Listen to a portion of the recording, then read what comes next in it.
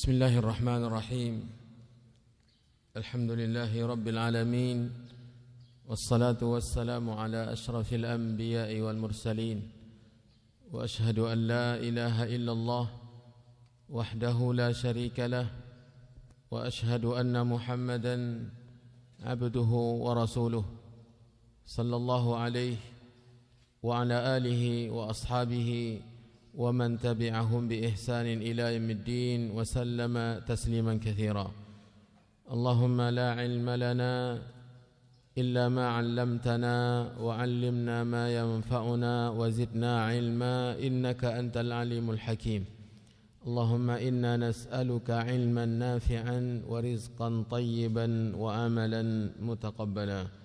Kaum muslimin, kaum muslimat, jemaah subuh yang dirahmati Allah, Assalamualaikum warahmatullahi wabarakatuh. Bab yang pertama dari kitab yang ke-13 dalam kitab Sahih Muslim, Kitabus Siyam, yang bunyinya bab fadlu atau fadli syahri Ramadan. Bab keutamaan bulan Ramadan. Satu hadis yang telah kita baca pada hari yang lalu, yaitu hadis Abu Hurairah radhiyallahu taala an, bahwasanya Rasulullah sallallahu alaihi wasallam menjelaskan kepada kita tentang keutamaan bulan Ramadan. Bulan Ramadan, beliau bersabda, "Idza jaa Ramadhanu futihat abwabu al-jannati wa ghulliqat abwabun nari wa suffidat asy-syayatin." Apabila tiba bulan Ramadan, futihat abwabul jannah, dibukalah pintu-pintu surga, wa ghulliqat abwabun nar, dan ditutup pintu-pintu neraka, wa suffidat asy-syayatin, dan dibelenggu serta diikat syaitan.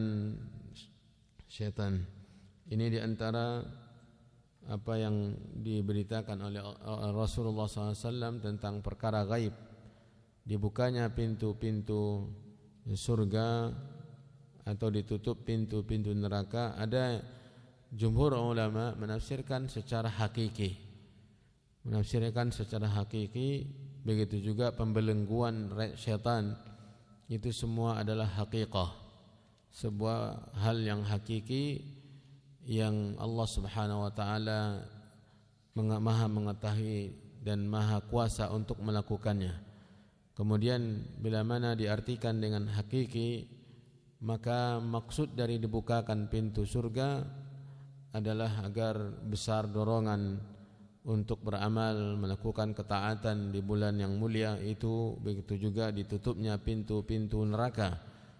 Begitu pula diikat dan dibelenggu syaitan sehingga tidak mampu memberikan gangguan dan godaan serta bisikan-bisikannya kepada manusia.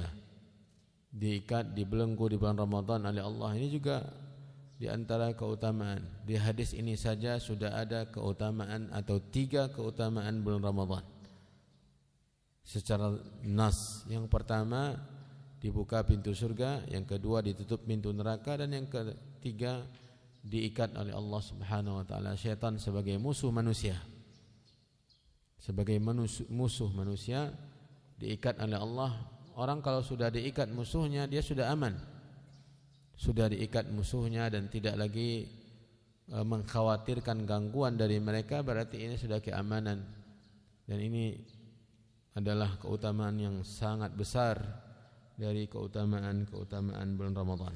Hadis yang kedua di bawah bab ini 2423, halaman berikutnya,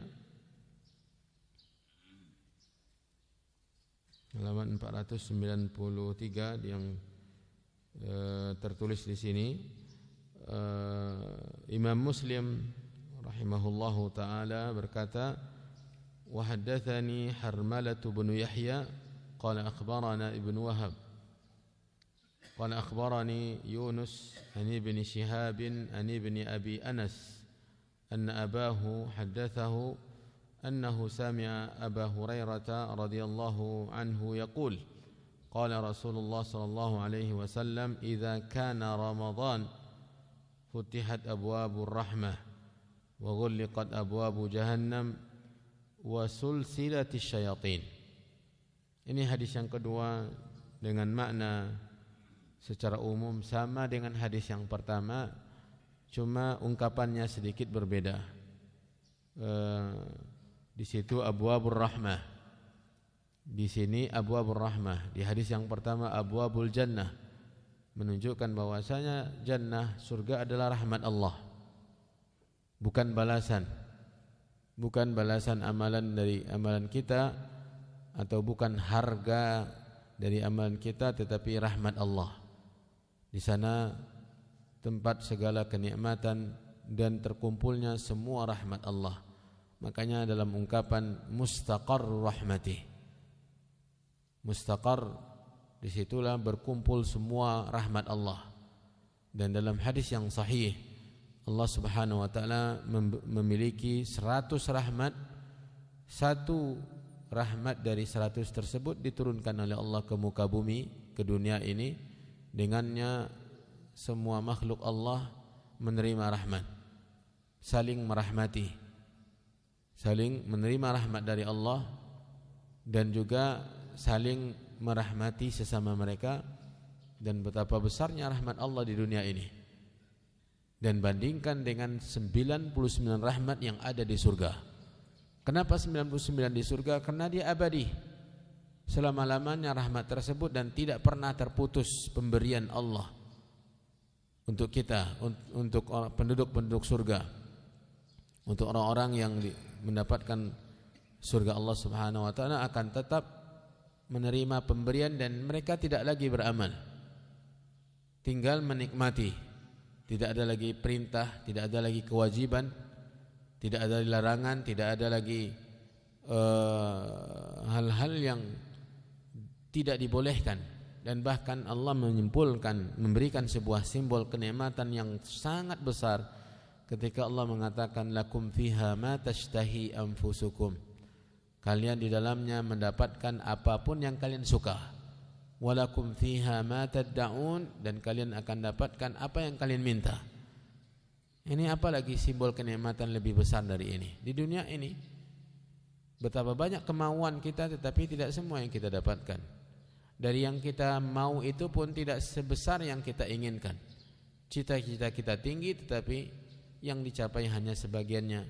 Dan bahkan ketika itu dicapai, itu pun kenikmatannya relatif dan terbatas. Senikmat-nikmat kehidupan di dunia, pasti ketika menikmatinya ada rasa kekhawatiran akan nikmat itu akan pergi. Dan nikmat bila mana itu harta, ada kekhawatiran akan diambil oleh orang, diambil alih oleh orang, didapatkan oleh orang, ada bagian orang lain di sana. Bila mana itu jabatan, kekuasaan, tahta, maka ada kekhawatiran, maka upaya untuk melanggengkan jabatan, tahta diupayakan agar terus kita miliki. Ini di dunia. Ini adalah bukan sebuah kenikmatan. Di akhirat tidak ada lagi semua itu. Makanya dalam Al-Quran surat Al-Baqarah, Allah Subhanahu wa ta'ala ketika menceritakan orang-orang yang beriman, wa basyiril ladzina amanu wa amilus salihati anna lahum jannatin tajri min tahtihal anhar. Kemudian di sana Allah katakan, walahum fiha azwajum mutahharah. Di dalam surga itu setiap penghuninya memiliki pasangan-pasangan, bukan zaujun, tetapi pasangan-pasangan yang mutahharah, yang bersih hati mereka, suci dan disucikan dari semua yang namanya kekotoran. Tidak ada kotor, tidak ada bau, tidak ada kotoran yang dikeluarkan dari tubuh mereka. Tidak ada dahak, tidak ada util, tidak ada yang keluar dari hidung, tidak ada air besar, tidak ada air kencing, tidak ada haid. Bagi itu perempuan bila mana itu pasangan laki-laki, dan sebaliknya. Apalagi kenikmatan yang lebih besar atau yang mendekati ukuran yang digambarkan oleh Allah di sini. Maka surga adalah tempat rahmat, abwabur rahmah. Wa ghulliqat abwabu jahannam. Di sini Allah sebutkan salah satu dari nama neraka, An-nar adalah nama neraka, Al-Jahannam nama neraka, Al-Wail nama neraka, Al-Jahim nama neraka, Saqar nama neraka. Banyak nama-nama neraka, di antaranya adalah Jahannam. Kemudian wasulsilat asyayatin, di sana suffidat. Di hadis yang pertama suffidat sad fa dal, sementara di sini adalah diambil dari silsilah, yaitu dirantai. Dirantai, dibelenggu, diikat, itu makna dari kata-kata suffidat dan sulsilah. Makanya rantai dalam bahasa Arab silsilah. Rantai keturunan yang bersambung namanya silsilah. Jadi sulsilat syayatin, dirantailah syaitan-syaitan. Di syaitan-syaitan ini apakah semua syaitan dirantai? Apakah hanya yang paling jahat, yang paling besar penggangguannya kepada manusia? Ini berbeda pendapat para ulama. Karena diriwayatkan riwayat yang lain wasuffidat maradatus syayatin, dan dibelenggu syaitan yang paling jahat. Sementara yang lemah, yang kalaupun mengganggu dia tidak bisa mengganggu leluasa. Seperti orang yang jahat, yang nakal, tetapi dia lemah, maka dia tidak sembarangan mengganggu orang. Ini beberapa penafsiran para ulama, dan hadis yang kedua ini senada dengan hadis yang pertama tentang keutamaan bulan Ramadan. Hadis berikutnya 2424 Imam Muslim rahimahullahu taala berkata, wa haddatsani Muhammad bin Hatim wal Hulwani qala haddatsana Yaqub qala haddatsana Abi an Salih an Ibn Shihab qala haddatsani Nafi' bin Abi Anas anna abahu haddatsahu annahu sami'a Abu Hurairah radhiyallahu anhu yaqul qala Rasulullah sallallahu alaihi wasallam idza dakhala Ramadan bimithlihi. Hadis ini yang ketiga ini adalah tambahan sanad yang baru, kemudian lafaznya hampir sama dengan hadis sebelumnya, menjelaskan tentang 3 keutamaan bulan Ramadan. Ada satu faedah yang terdapat dalam 3 hadis ini, yaitu ungkapan Ramadan tanpa bulan. Kita lihat di hadis yang pertama, idza jaa Ramadan, tanpa mengatakan idza jaa syahru Ramadan. Kemudian juga idza kana Ramadan, apabila telah ada bulan Ramadan, tanpa ada bulannya. Ini para ulama menjelaskan, ini pendapat yang kuat, bahwasanya boleh mengungkapkan kata Ramadan tanpa bulan, tanpa diiringi atau didahului dengan bulan Ramadan. Ini permasalahan yang diperselisihkan oleh para ulama, boleh atau tidak hanya sekedar mengatakan Ramadan tanpa bulan Ramadan, atau tidak boleh. Jumhur ulama mengatakan boleh berdasarkan hadis-hadis yang tadi kita baca. Walaupun dalam Al-Quran kita mengatakan syahrul Ramadan alladzi unzila fihi al-Quran. Alasan sebagian orang bahwasanya yang tidak membolehkan, seperti yang dinukilkan oleh Imam Nawawi dalam syarahnya, di antara mereka mengalasan bahwasanya itu nama Allah dan tidak boleh diungkapkan tanpa syahru. Karena kalau dimaksud Ramadan saja berarti ada dugaan itu nama Allah Subhanahu wa taala menurut mereka, tetapi ini pendapat yang lemah. Hanya sekedar tambahan, dan itulah 3 hadis di bawah bab yang pertama ini tentang keutamaan Ramadan, dan di situ ada 3 keutamaan yang sangat besar yang didapatkan oleh bulan ini, dan tentu bukan bulan tersebut bulan yang berbeda waktunya, berbeda malamnya, berbeda siangnya. Kalau siangnya matahari yang selalu memberikan cahaya yang dingin, tidak. Bahkan di antara makna Ramadan secara bahasa, asalnya dari kata-kata ar-ramda, yaitu panas. Bahkan makna Ramadan itu dalam bahasa Arab asal muasal maknanya adalah diambil dari kata-kata ar-ramda, yaitu pasir yang panas. Makanya dalam hadis tentang keutamaan salat duha di waktunya yang paling utama. Waktu yang paling utama salat duha itu adalah ketika permukaan pasir itu sudah mulai memanas, tetapi masih bisa diinjak oleh anak unta. Anak unta itu kan kakinya, unta kan kakinya tidak sepatu seperti sepatu kuda, tetapi dia adalah semacam kulit, dari kulit, sehingga kalau masih kecil seperti telapak kaki kita lah. Kalau masih kecil, ketika bersentuhan dengan yang panas akan terasa panasnya karena masih terlalu lunak dan halus kaki anak unta itu. Sehingga kalau di tengah panas mereka tidak sembarangan bisa keluar dan mungkin hanya merebahkan diri sehingga telapak kakinya tidak bersentuhan dengan permukaan pasir yang panas. Ar-ramdha dalam hadis Nabi SAW, salatul awwabina hina tarmidu ra mim dad itu diambil kata-kata Ramadan. Ra mim dad Ramadha asalnya ketika al-fisal, yaitu anak unta yang masih atau mulai habis masa menyusunya dan dia sudah mulai memisahkan diri dari orang tuanya sedikit-sedikit, tetapi dia mulai berjalan ketika dia panas masih bisa meletakkan telapak kakinya di permukaan pasir yang mulai memanas, maka disitulah saat sholat yang duha yang paling utama. Para ulama memberikan ukuran atau takaran waktunya sekitar jam 9, setengah 10, waktu orang-orang yang sering yang banyak bertaubat. Awwab artinya yang selalu kembali kepada Allah. Ini waktu salat duha yang paling utama, dan kita membawanya hanya mengambil kata-kata Ramadha. Ramadha yaitu asalnya sesuatu yang panas atau permukaan pasir yang panas. Jadi asal makna Ramadan panas. Dan bulan Ramadan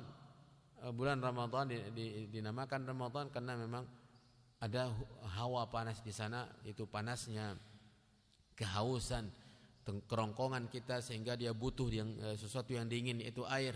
Tetapi kita tetap bersabar untuk tetap menahannya sampai selesai waktu yang telah ditetapkan oleh Allah untuk berbuka. Ini di antara penjelasan para ulama. Itulah keutamaan bulan Ramadan. Di bulan tersebut dibuka pintu surga semua, ditutup pintu neraka semua, dan dibelenggu serta dirantai setan-setan. Kalau ini saja keutamaan Ramadan yang sampai ke kita, tentu bagi orang-orang yang beriman merupakan kesempatan yang sangat berharga dan bernilai mulia, karena dia seakan-akan hidup di surga. Kalau pintu surga semuanya terbuka, maka tampaklah, keluarlah hawa-hawanya, terlihatlah oleh mata-mata iman bagaimana indahnya surga. Ketika pintu-pintu neraka tertutup, menurut penjelasan para ulama bahwasanya dorongan untuk berdosa itu semakin mengecil dan melemah, dan terasa memang oleh kita, dan terlihat tampak kenyataannya. Saya melihat dalam fenomena salat zuhur dan asar, ketika masjid-masjid penuh di bulan Ramadan, walaupun mungkin awal-awalnya, tetapi tentu ini merupakan imbas dari keberkahan bulan Ramadan, dan semangat untuk beribadah itu semakin menguat, sehingga salat di siang hari di bulan Ramadan berbeda dengan di malam hari. Salat di siang hari di bulan Ramadan, salat fardu, salat sunat, salat zuhur dan asar itu masjid dibandingkan dengan hari-hari biasa ada sedikit tampak kemakmuran dan menenangkan hati orang-orang yang beriman melihatnya. Makanya kesempatan seperti ini digunakan oleh orang untuk memperbanyak tausiah, dan mungkin ini sisi benarnya, karena memang nuansanya memang nuansa ibadah, nuansa taat, nuansa ketaatan, walaupun mata tidak berat untuk ditahan, tetapi untuk beribadah itu sangat besar.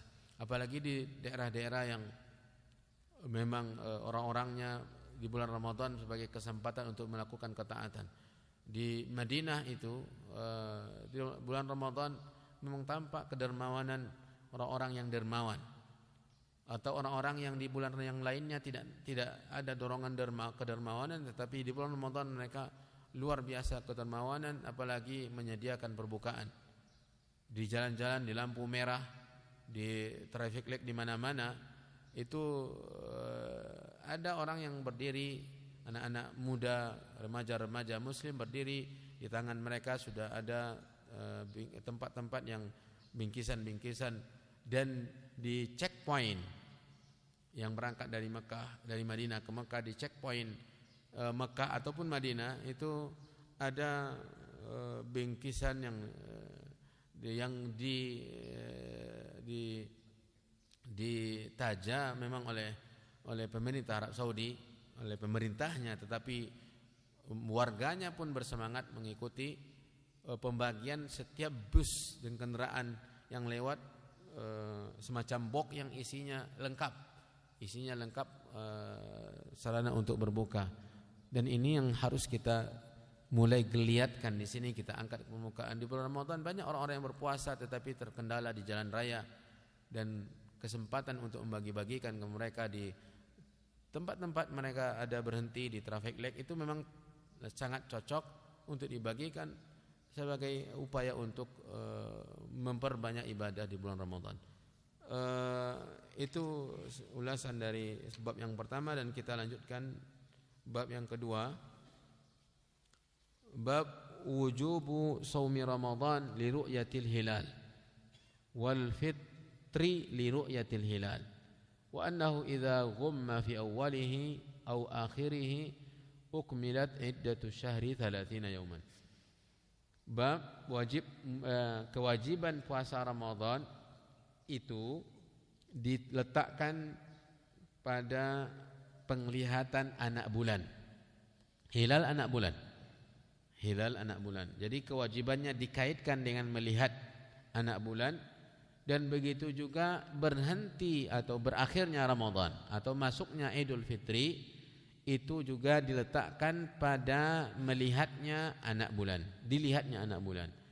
Dan apabila dia masanya melihat, apabila ghumma itu tertutupi. Maksud tertutupi bukan berarti dia tidak ada, cuma tidak dilihat. Terkadang ada tetapi tertutupi. Apabila tertutupi fi awwalihi, untuk menetapkan Ramadan, awal Ramadan, atau untuk menetapkan akhir Ramadan, maka apa yang dilakukan apabila tidak terlihat dan tertutupi pandangan? Ukmilat iddatus syahri, maka disempurnakan jumlah bulan 30 yauman, 30 hari. Itulah solusi yang disampaikan oleh Nabi.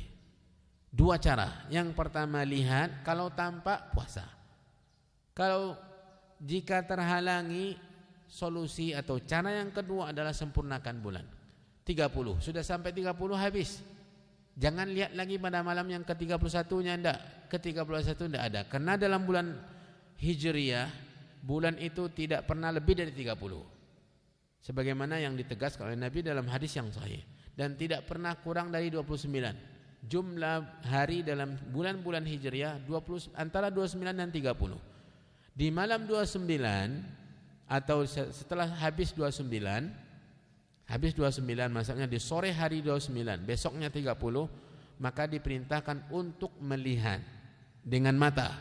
Bila mana tertutupi pandangan, bukan berarti tidak ada, tetapi tertutupi pandang. Ini lafaz hadis Nabi SAW. Maka solusi yang terakhir diberikan oleh Nabi SAW adalah sempurnakan 30 sampai 30 selesai, besoknya wajib puasa. Ini dua cara yang ditawarkan oleh Nabi SAW. Dan baik kita lihat terjemahannya, bab wajib melaksanakan puasa. Maksudnya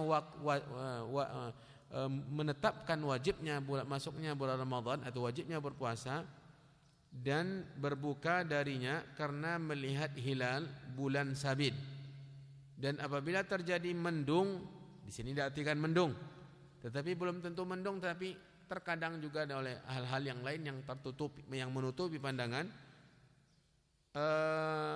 di awal atau akhirnya, maka bilangan bulan tersebut digenapkan menjadi 30 hari. Jadi bab ini hanya sebatas nukilan dari bunyi hadis, adalah potongan dari bunyi-bunyi hadis yang akan kita temukan nanti tentang dua cara yang ditawarkan oleh Nabi. Yang pertama lihat, Lihat, yaitu lihat dengan mata. Lihat dengan mata. Kemudian bila mana tertutup, sekarang ini sudah ada sarana untuk menjelaskan, membantu mata itu untuk melihat. Kemudian bila mana tertutup, baik itu dengan mata telanjang atau dengan alat dan tidak tampak terlihat, maka solusi yang kedua, cara yang kedua dan tidak ada tiganya ditawarkan oleh Nabi SAW adalah cukup dengan menyempurnakan esok harinya Anda tetap di bulan Sya'ban. Kapan Anda mulai masuk Ramadan? Setelah 30 selesai Sya'ban, besoknya wajib Ramadan. Tanpa ada lagi melihat dan tidak melihat. Yang jelas besoknya setelah 30 selesai puasa. Begitu juga Ramadannya. Ketika 29 telah berlalu dan besoknya 30, Anda lakukan melihat.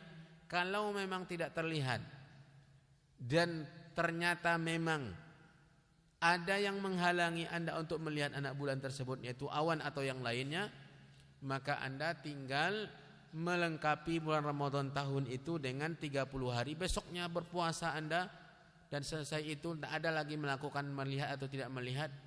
Hari yang berikutnya setelah 30 selesai, Anda berhari raya. Ini makna dari bab. Dan mari kita lihat hadis yang pertama di bawah bab ini, hadis 2225. 2425. Imam Muslim rahimahullahu taala mengatakan, haddatsana Yahya ibnu Yahya qala qara'tu ala Malikin an Nafi'in an ibni Umar radhiyallahu taala anhuma. Hadis Ibnu Umar, yaitu Abdullah bin Umar radhiyallahu anhuma, anin Nabi sallallahu alaihi wasallam annahu dzakara Ramadan. Ibnu Umar meriwayatkan hadis dari Nabi bahwasanya Nabi pernah berbicara, memperbincangkan tentang bulan Ramadan. Memperbincangkan tentang bulan Ramadan. Di antara isi bincangan Nabi tentang Ramadan adalah hadis berikut ini. Apa kata Nabi? Faqal la tasumu hatta tarawul hilal. Janganlah kalian melaksanakan puasa atau menetapkan Ramadan. Maksudnya la tasumu itu janganlah kalian menetapkan berpuasa sebagai awal Ramadan sampai kalian melihat hilal. Sampai kalian melihat hilal. Wala tuftiru hatta tarawhu. Dan janganlah kalian menetapkan hari raya Idul Fitri, artinya menetapkan besok berbuka, yaitu berhari raya, sehingga kalian melihatnya, yaitu hilal. Ini yang pertama. Jadi standar utama yang wajib dilakukan oleh setiap muslim ketika mau masuk Ramadan adalah yang pertama diperintahkan oleh Nabi. Lihat, kalau kalian lihat puasa. Kalau kalian lihat berbukalah. Bagaimana kalau kami tidak melihatnya ya Rasulullah? Mungkin pertanyaan seperti itu langsung dijawab oleh Nabi SAW. Fa in ughmiya alaikum faqdirulah. Jika tertutup, ughmiya tertutup bagi atas kalian, maka aqdirulah, takarlah atau sempurnakanlah ukurannya. Ukuran bulan tersebut maksudnya adalah bulan Hijriah, yaitu bulan 30 hari. Uqdurulah, dan ini yang membuat sebagian para ulama membawakan makna faqdirulah dan takdirkanlah kepada ilmu hisab. Kepada ilmu hisab, dan ini tidak dipahami oleh para sahabat Nabi. Tidak dipahami karena ini hadis ini kepada siapa pertama kali disampaikan oleh Nabi? Kepada para sahabat Nabi SAW. Dan tidak ada seorang orang sahabat pun yang memahami itu kepada ilmu hisab. Kita berbicara bukan untuk menyalahkan sekelompok, tapi bagaimana kita memahami hadis ini. Memang kita juga menggunakan sarana yang telah sampai sekarang ini yang dilakukan oleh orang dengan ilmu hisab, tetapi kita sekarang berhadapan dengan apa? Berhadapan dengan hadis Nabi. Sekarang di hadapan kita hadis Nabi. Bagaimana kita memahami hadis Nabi? Ini yang kita inginkan. Jadi cara memahaminya seperti yang diuraikan para ulama sekarang ini, faqdirulah, maka takarlah. penakaran dan pengukuran yang dimaksud oleh Nabi SAW adalah ukuran bulan yang dipahami oleh para sahabat ketika itu. Kalau seandainya 29 belum bisa dipastikan akhir bulan, maka yang terakhir caranya adalah menetapkan akhir bulan yang sudah biasa mereka pahami, yaitu 30 hari. 30 hari, lengkapi seperti yang dipahami tadi dan akan didukung oleh riwayat yang lain nanti. Jadi faqdirula memang ada sedikit celah untuk membawakan kepada, dan ini yang kita dapatkan diterima, dan ini pendapat juga kita hormati ketika membawakan pemahaman faqdirula bahwasanya ini pengukuran dari awal tahun dengan perjalanan bulan dan matahari, yaitu yang dikenal dengan ilmu hisab. Dengan ilmu, bukan hisab merokok ya. Ilmu hisab, sekarang ilmu hisab juga seperti itu ya. Ahli hisab dalam bulan Ramadan itu orang yang memahami dan mengikuti dengan alat yang sekarang yang canggih, dengan bagaimana letak posisi bulan di awal di akhir bulan dan terus diikuti, dan mereka sudah bisa mengatakan bulan sudah tampak derajatnya dengan ukuran 0, sekian. Ini memang kecanggihan yang luar biasa yang memang dimudahkan oleh Allah Subhanahu wa taala. Tetapi kita berhadapan dengan hadis Nabi, dengan nas Nabi SAW, dan para sahabat pertama kali yang paling memahami nas ini. Para sahabat, Nabi berbicara bukan kepada saya, bukan kepada orang-orang ahli hisab sekarang ini, tapi berbicara kepada Abu Bakar, Umar, Utsman, Ali, para sahabat Nabi, mereka semua. Tapi yang ingin kita pahami, bagaimana kita merasa bahwasanya kita sekarang berhadapan dengan Nabi, dan bagaimana para sahabat juga berhadapan dengan Nabi saat itu ketika menyampaikan hadis ini. Ini perintah dari Nabi. Jangan kalian berpuasa sehingga kalian melihat anak bulan, dan jangan kalian tetapkan puasa Idul Fitri sehingga kalian melihat anak bulan. Jika tertutup, maka ukurlah. Ukur di sini adalah mengembalikan jumlah akhir dari bulan yang biasa kalian ketahui. Ini yang dipraktekkan oleh para sahabat Nabi. Karena makanya yang mereka lakukan itu tidak ada dalam sepanjang sejarah dari 100 tahun lebih kehidupan para sahabat mereka menggunakan cara itu. Ini pemahaman para ulama, bukan berarti kita mengenyampingkan sekarang pemahaman yang mungkin memahami ini dengan ilmu hisab, tetapi kita sekarang berhadapan dengan nas, dan apa yang dipahami oleh orang yang langsung mendengar dari mulut Nabi SAW nas ini, itu yang kita pahamkan pula kepada kaum muslimin.